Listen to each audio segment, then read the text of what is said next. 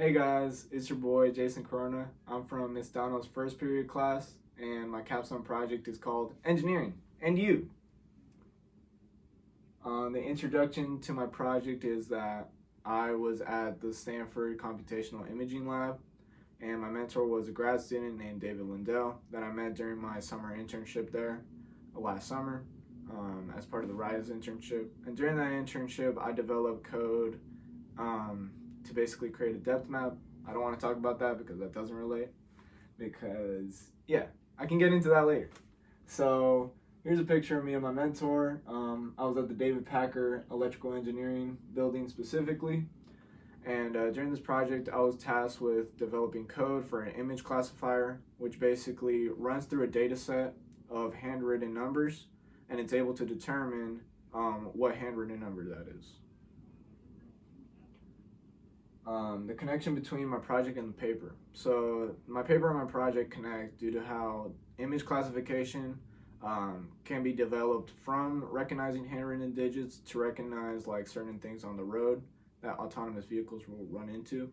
So if you use the technology of image classification in autonomous vehicles, you can make it so that they can understand that there's a car in front of them, there's a person in front of them, by looking at the patterns of all like people and cars.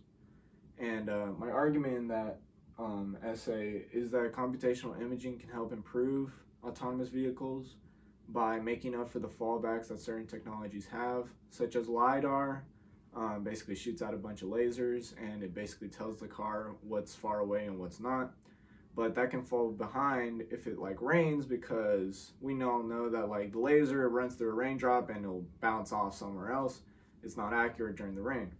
But my thesis is that computational imaging can make up for that by basically learning the patterns of like, oh, there's a car in front of it and stuff like that. And relation to college and career goals. So developing an image classifier relates to my college and career goals because it relates to how one day I want to develop cars to be safer and more sustainable. And yeah, I got more experience being an engineer, working in a lab, and I just wanted to see if that's something I still wanted to do in my life.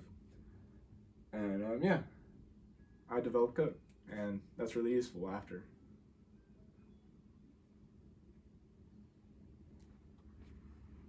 All right, challenges and successes that I faced during this project. So for the challenges I faced were commuting to Stanford. It's pretty far, man, and like the Caltrain, it takes a while. So yeah, I couldn't go as often as I wanted to. Also, coronavirus, that was a big challenge because it basically cut my project short and I had to work remotely most of the time. And technological challenges. So during this project, I inherited a computer from my brother and I wasn't the administrator and I ran into a bunch of problems involving that. But for successes were that in the end, I was able to develop code to run an image classifier, and I got useful practice in coding in the Python computer language that I can take beyond high school into college and into my career.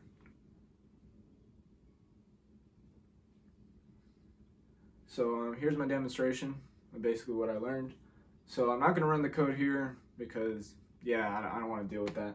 But this is what the code outputs. So this number 7 right here is basically one of the data samples that the neural network is running.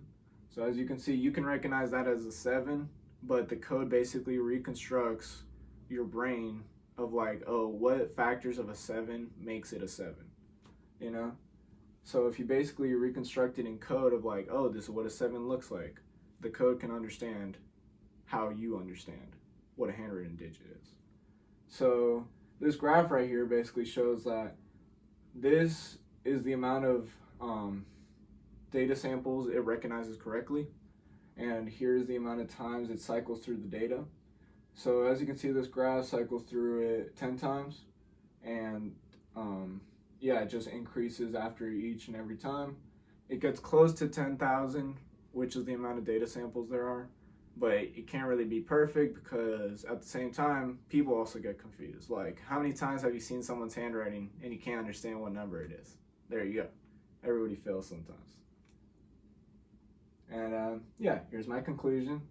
And unfortunately, the original plan for the project was to develop an image classifier to understand what numbers are. And then I would go to like a parking lot, take pictures of cars, and then I would put them into the neural network to understand if there's a car in the picture or not, to make a clearer connection between the project and the paper. But there was less time for that since like coronavirus. So yeah, I got a lot of experience in the field of engineering, basically working in the lab, like dealing with a project and stuff like that. And after this experience, I'm still interested in the field of engineering, and I plan to go to college to major in mechanical engineering. And yeah, I just got a lot of appreciation for the skills that I learned, like coding, got more practice with that, and how it relates to the field I one day want to enter. And then, wow, I'm in the land of engineering. And yeah, that's my project. It's pretty fun. See ya.